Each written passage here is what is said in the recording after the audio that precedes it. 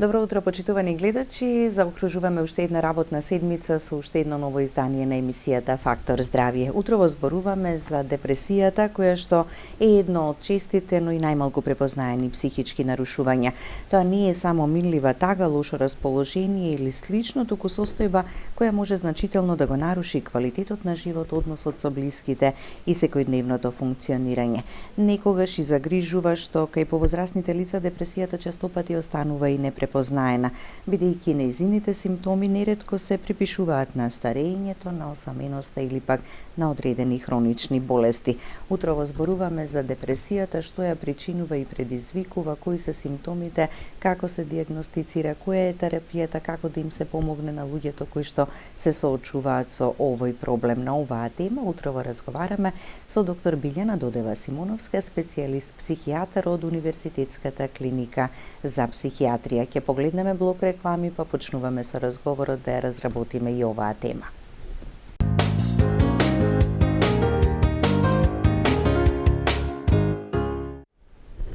Со доктор Билјана Додева-Симоновска, специјалист психијатар од Универзитетската клиника за психијатрија, зборуваме за депресијата и општо генерално, но и посебно со акцент за депресијата кај повозрасната популација. Добро утро, доктор Билјана, и добре ни дојдовте во Фактор здравје. Добро утро, добро ве најдов.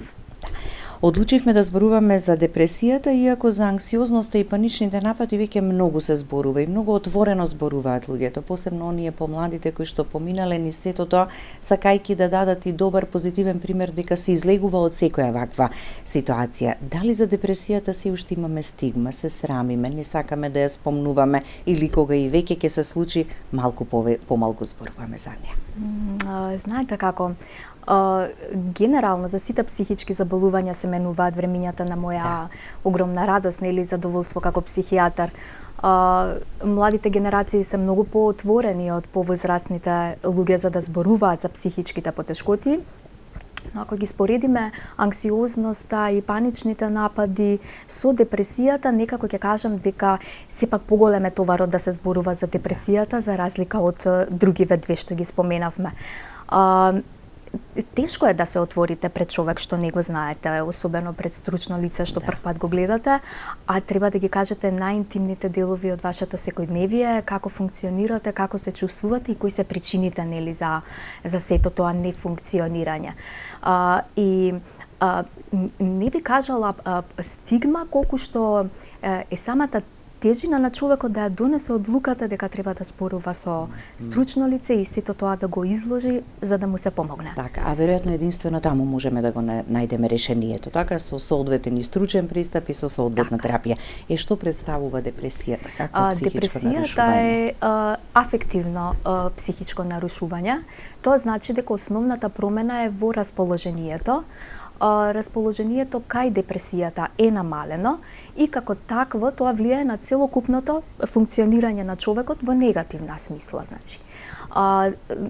Расположението, ако гледаме во интензитетски распон, тоа може да биде од лесно снижено до длабок дефицит на расположението, а со тоа и тежината на клиничката слика нели се менува.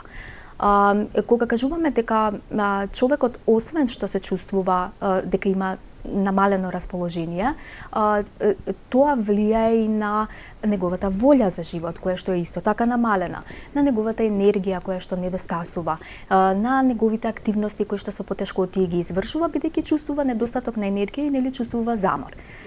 Потоа во мисловниот процес превладуваат на депресивно пребоени мисли, кои што се најчесто мисли поврзани со самите себе во насока на намалена самодоверба или чувство на вина или пак не се сигурни во себе и во одлуките кои што ги носат, имаат песимистички поглед нели кон иднината, а едни од најтешките мисли кои што ние ги нели кажуваме дека се депресивно пребоени и се депресивни, тоа се мислите кои што се јавуваат да си наштетат луѓето сами на себе или пак да си го одземат животот, значи суицидалните мисли кои што се доста така сериозен еден момент кој не треба да се занемарува никако.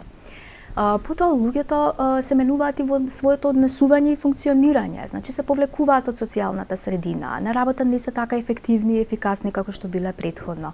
Во рамките на семејството со потешкоти ги извршуваат, нели секојдневните обврски поврзани со, или дали се тоа децата, дали е тоа домот, и се некако оди во насока на намалена функционалност и намалено се функционирање. Се потешко и полошо, така? Да. Да. Веќе имаме двајца гледачи на линија. Да им дадеме предност па да ги слушнеме и нивните прашања. Добро утро, повелете. Ало, добро утро. Добро утро. На линија сум, така? Да, во програма сте вклучени. Благодарам. Поздрав до сите во студиото пред се. Благодариме. И јас за оваа тема мислам и друг пат ще имам баш погодено да кај вас да се јавам. Јас сум многу депресивна личност. Пред се затоа што сум осекам дека сум многу оставена. Еднаш кажав, се разбира, не може памтите, може не, откако го изгубив мојот сакан сопруг, тоа е веќе 2 години. И сега јас живеам, немам проблем со децата, имам јасни деца, да ми се живи и здрави и така натака. Меѓутоа, они не можат со мене се да бидат. Наравно си имат свој семејство, си одат на работа, си... Кога се не се на работа, тогаш и јас сум со нив. Меѓутоа, мене тоа многу ми смета од саменоста, просто секам дека веќе не можам не да сум депресивна, него е веќе почнав и да заборавам. Така. Дали сте побарале стручна помош, веќе кога и човек сам, нели? Да, сум била кај, мислам во Букуреш бев, ама они почнаа со психолог и психијатар. Ја не очекував таков приод, пошто ја мислев ке ме праша пред се од што се жалите и како, ама они си имаат свој распоред на работа.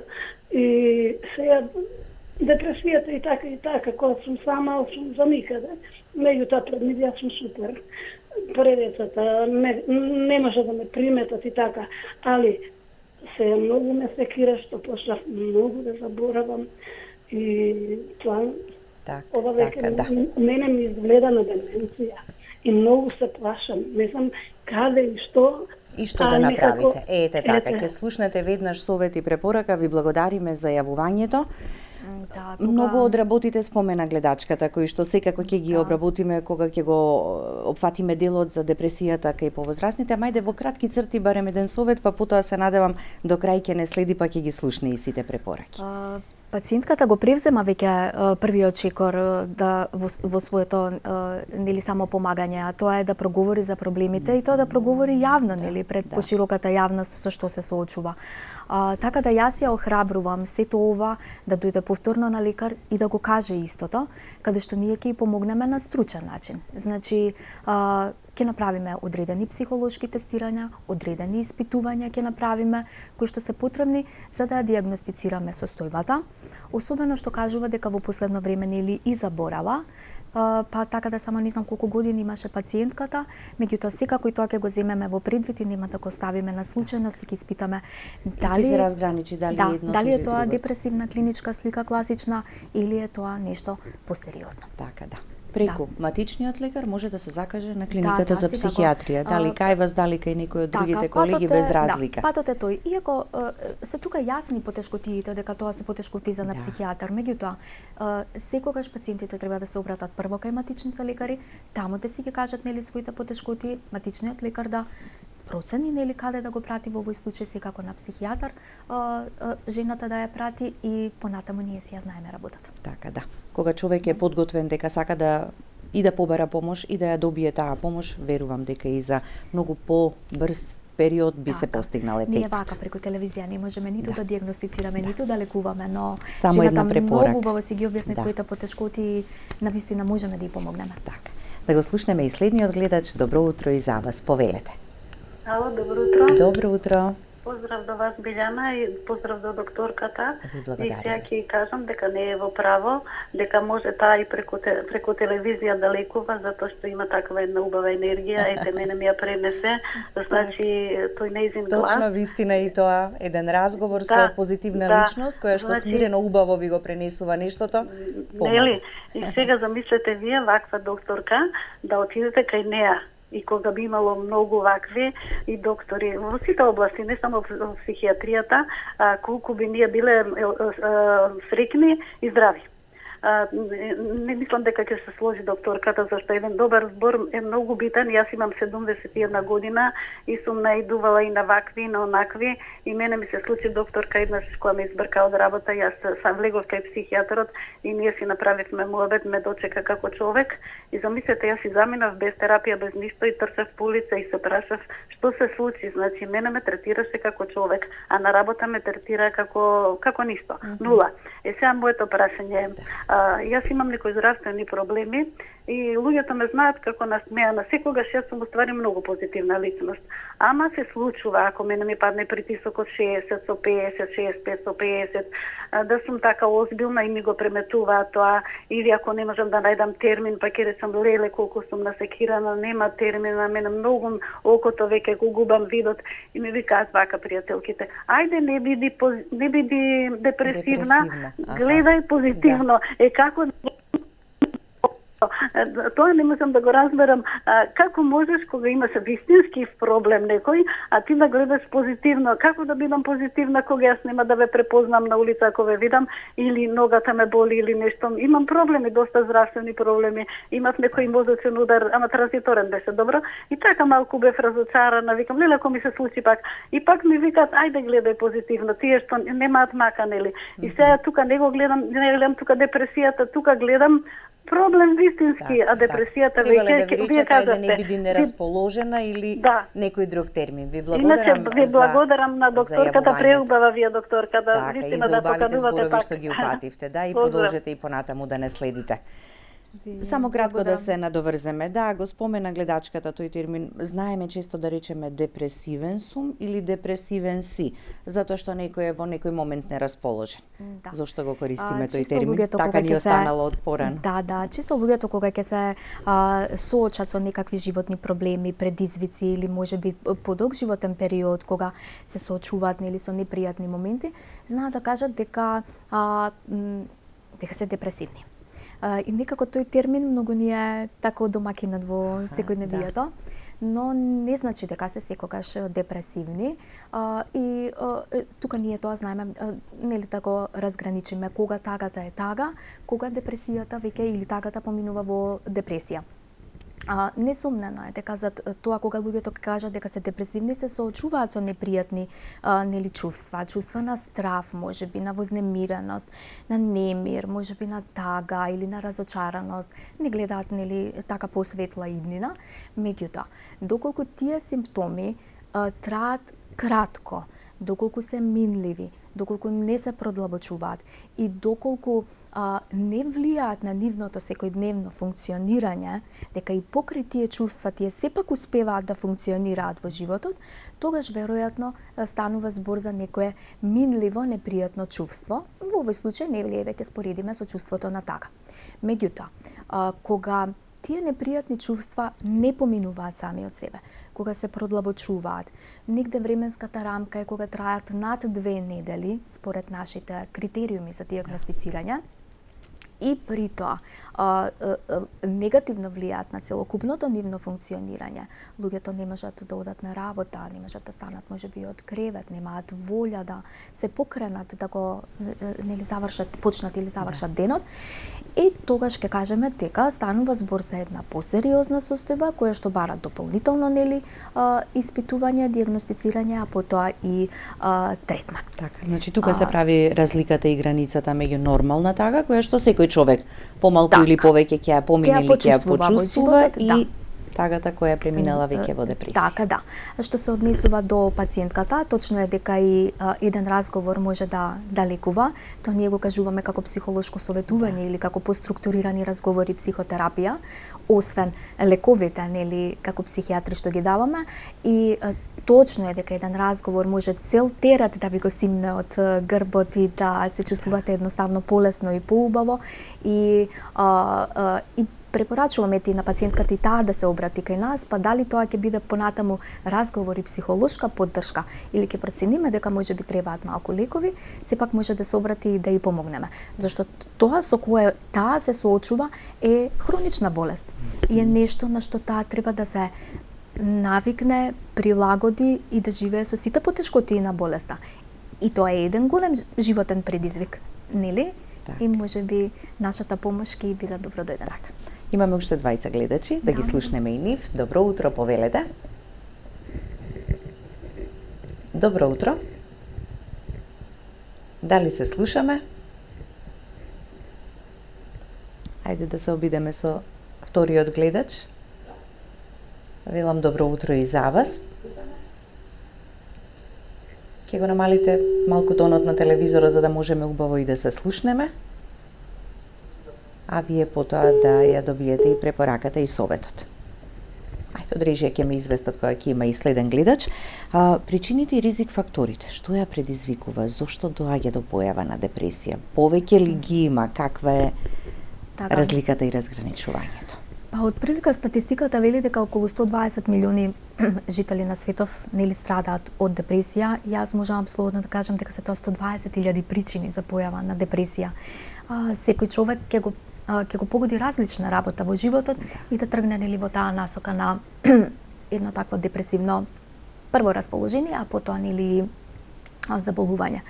Меѓутоа генерално причините се биолошки, психолошки и социјални. Кога збориме за биолошките, тоа е што ние како генетски материјал носиме во себе. Значи, луѓето кои што лицата кои што чии блиски семејства страдаат од некакво психичко заболување, тие наследуваат поголема ранливост кон развој на психички заболувања во одреден период од животот. Потоа имаме ранливи животни периоди, како што се менопауза, андропауза, адолесценција, жените кои што се наоѓаат во перинатален период, значи во бременост и после породување, каде што тие промени во насока на нели психичките и депресијата се секако поврзани и со хормоналните дисбаланси во овие ранливи периоди. Самата личност, кажуваме дека се на психолошките нели моменти, тоа е како е структурирана една личност карактерно, значи луѓето кои што се посензитивни, луѓето кои што се самокритични, луѓето кои што се перфекционистички настроени, значи се да биде подредено, како што треба, да помине во најдобар ред, тие се воедно и поподложни на развој на депресија во некои нивни стресни, нели животни периоди. И секако социјалното обкружување. Значи, многу непријатни моменти можат подоцнежно да влијаат во развојот на депресија.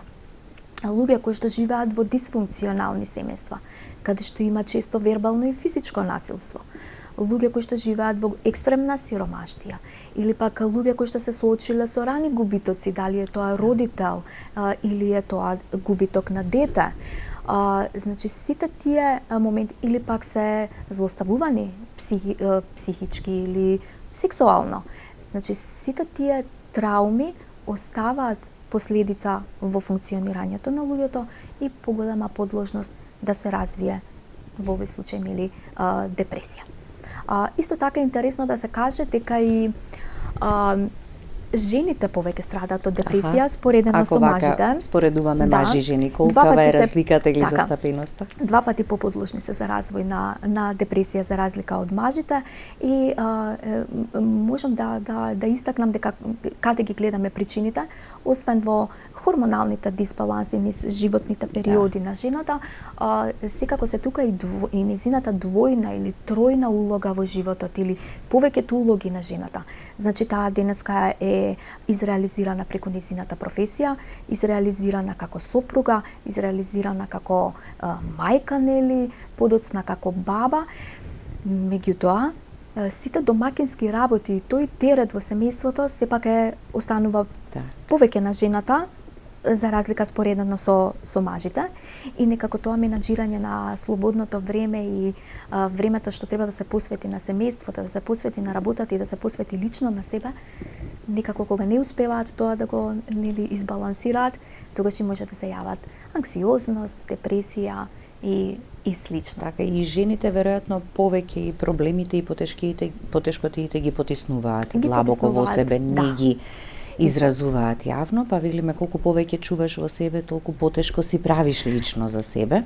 Така е, кога ќе се сподели проблемот со најблиската особа или со стручно лице, па може да се каже дека и пола проблем е веќе решен или на пат, нели да се реши.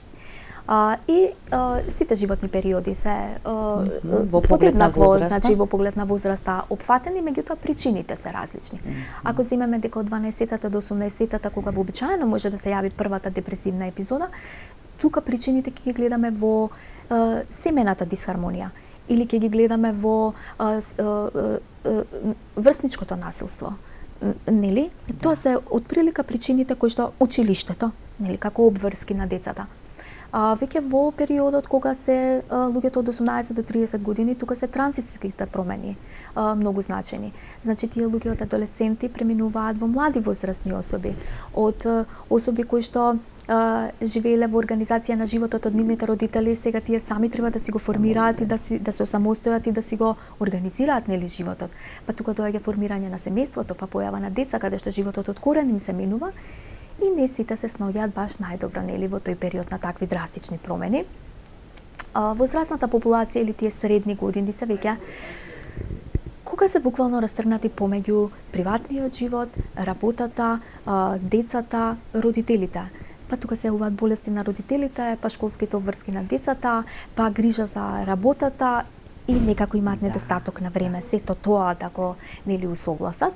И многу е динамичен начинот на живот, буквално за секој од нас. Секогаш ни недостасува слободно време, а најмногу ни недостасува за самите нас, за себе лично. И возрастното доба, нели, да не го заборавиме, тука се причините повеќе ги гледаме во осаменоста, во моментот на пензионирање, во смртните загуби на пријатели, на блиски членови од семејството, финансиските потешкоти, знаеме дека пензионерите освен од пензијата, нели, дополнително и не заработуваат, и така да, ете, тоа се причините за таа возрастна доба. Така. Ќе погледнеме уште еден блок реклами, па ќе продолжиме понатаму. Останете со нас до самиот крај.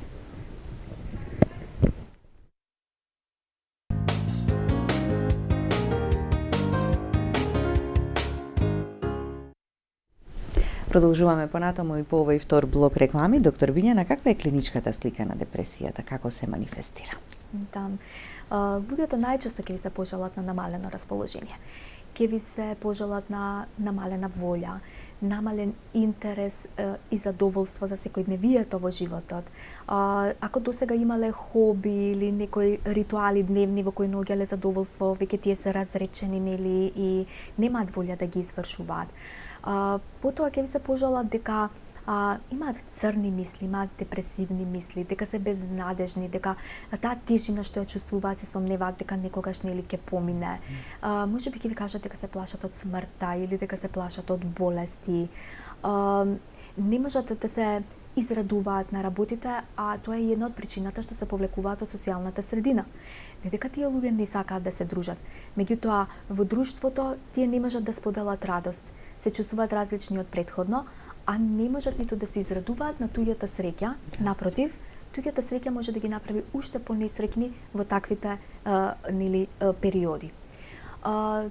Исто така се повлекуваат и од работното место, бидејќи се жалат на намалена концентрација, на неефикасност, на неможност да ги извршуваат задачите, а се повлекуваат и од рамките на семејството, каде што некако сигурно си се осеќаат во собите, затворени и некако со своите потешкоти. Меѓутоа, ова е некако, може да се каже, класична слика на депресијата, која што најчесто и највообичаено ја гледаме меѓу луѓето во нашите ординации. Но некогаш клиничката слика може да биде атипична, односно помалку позната за луѓето нели кои што не се во медицината. Па така тие доминантно може да ви се жалат на една силна анксиозност, силна вознемиреност, силен немир, до степен на агитација, да не можат да седат во едно место, да имаат потреба цело време да бидат во движење, затоа што немирот не им дава да седат мирно нели или да легнат. Спротивно на тоа пак може да биде депресивната клиничка слика со изразени когнитивни потешкоти. Значи потешкоти во начинот на размислување, на планирање на обврските, на извршување на обврските, на носење одлуки. Да кажат луѓето дека имаат потешкоти со меморијата, со заборавноста, да се чувствуваат заморно, поспано, забавено да се чувствуваат, што е нели спротивно од ова што сега го споменавме. Или пак некогаш да биде, тоа е и карактеристично за помладата популација, каде што ни седна иритабилност, раздразливост, импулсивност, конфликтуозност, злоупотреба на психоактивни супстанции, алкохол, може така да се нели изрази една депресивност, или пак луѓето кои што ви се жалат на соматски потешкоти. Значи, ќе ви дојдат во ординациите и тие ќе кажат имам висок притисок или ме боли глава или имам нервозни црева или ме боли желудникот, а зад сите тие соматизирани моменти да стои нели една депресија. Тенка е некогаш велиме, значи линијата, така нешто можеме да препознаеме, нешто да го припишеме на некоја друга состојба, а проблемот да си обстојува и понатаму да се продлабочува. Кога зборуваме кај возрастните и депресијата, дали честопати останува непрепознаена од X причини? Останува, да, непрепознаена, затоа што прво самите луѓе не чувствуваат потреба да побараат помош, не затоа што не веруваат дека ќе им се помогне, затоа што толку е тешка нивната состојба да тие не гледаат решение. Значи, едниот аспект е тој, а другиот е дека постои едно така усвоено мислење дека депресијата е придружна појава на процесот на старење, што е тотално погрешно. Точно е дека луѓето може да бидат потиштени, повремено разочарани, нели животот веќе изминал, поинаков тек има. Па прават рекапитулар на сето тоа што им се случувало во животот, па што можеле, што не направиле, нели? Меѓутоа, генерално земено, заради овие два моменти, таа останува во најголем дел од случаевите непрепознаена и нетретирана. А е во подем во возрастната популација. Зашто? Зашто животниот век се продолжува. Но се намножуваат истовремено и хроничните заболувања, кои што ги прават овие луѓе повулнерабилни. Не можете вие да бидете болен, а да бидете среќен. Или да бидете функционален како што сте биле предходно. Како болестите се натоложуваат, како старењето нели си завзема замав, така луѓето стануваат и помалку подвижни, помалку способни сами да се грижат за себе, па се позависни нели од своите најблиски. И сето тоа ги прави депресивни. И како што првата гледачка спомена, мислам дека веќе имам симптоми на деменција или нели како е разграничувањето меѓу депресијата и деменцијата? Депресијата може да заликува на деменција, ако, како што претходно ги кажав, се нагласени оние потешкоти во размислување, планирање, организирање на своето време, расудување, или едноставно ќе ви кажат заборавам, не можам да се концентрирам, не ги памтам работите. Меѓутоа, депресијата многу често може да биде и вовед во деменцијата, да почне со една класична депресивна клиничка слика. И сега, секогаш кога ќе ви дојде возрасен човек во ординација и секогаш кога ќе ви каже дека можеби за прв пат му се јавуваат психички потешкоти, вие треба да помислите дали е тоа можеби вовед во деменција.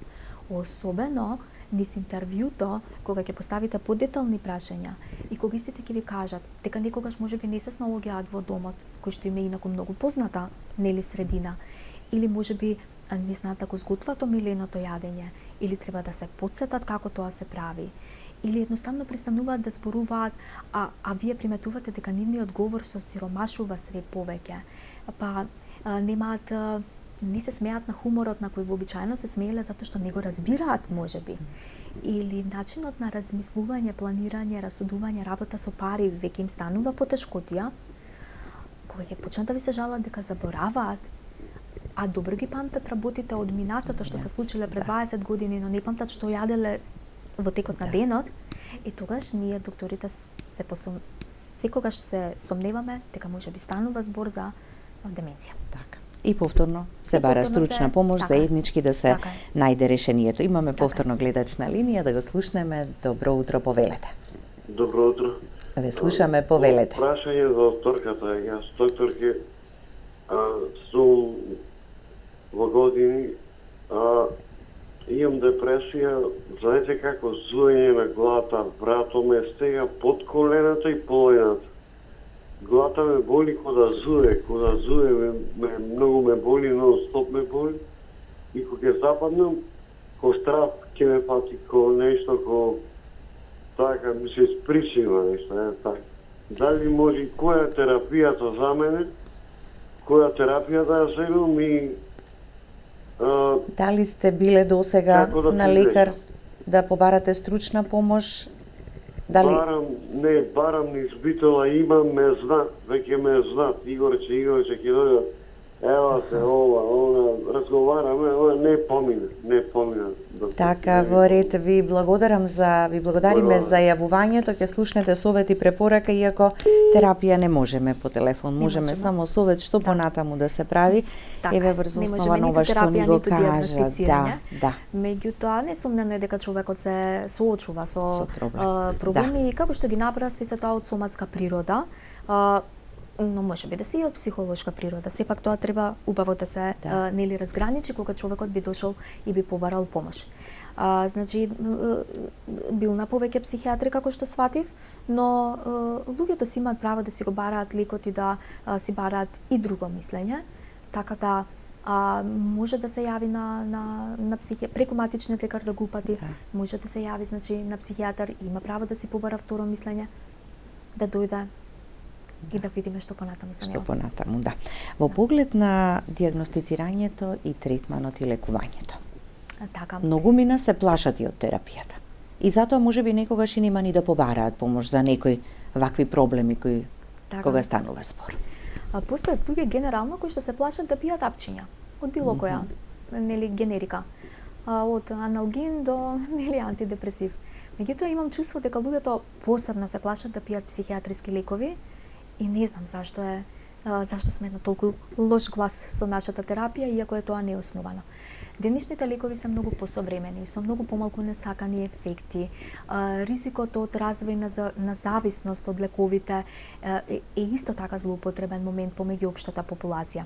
Се додека се слушаат советите на докторите како лековите да се земаат, апсолутно не постои можност за развој на зависност од лековите. Нашите лекови конкретно за депресија и за анксиозност се лекови кои што имаат и многу малку несакани дејства, многу добро се поднесуваат и даваат многу добри резултати.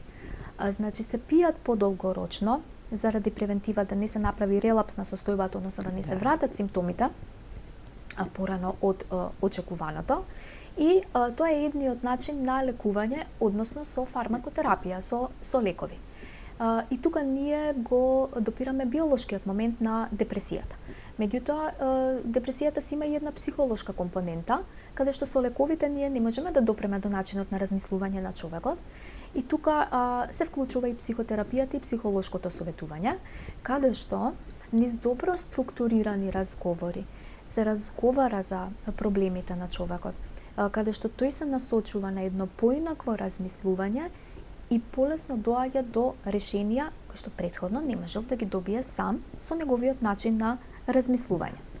Значи, психотерапевтот не нуди готови решенија, не сугерира на пациентот што да направи во неговиот живот, но го поттикнува на поинакво размислување, на поинакво дејствување, а со цел да се решат проблемите и да се чувствува човекот подобро.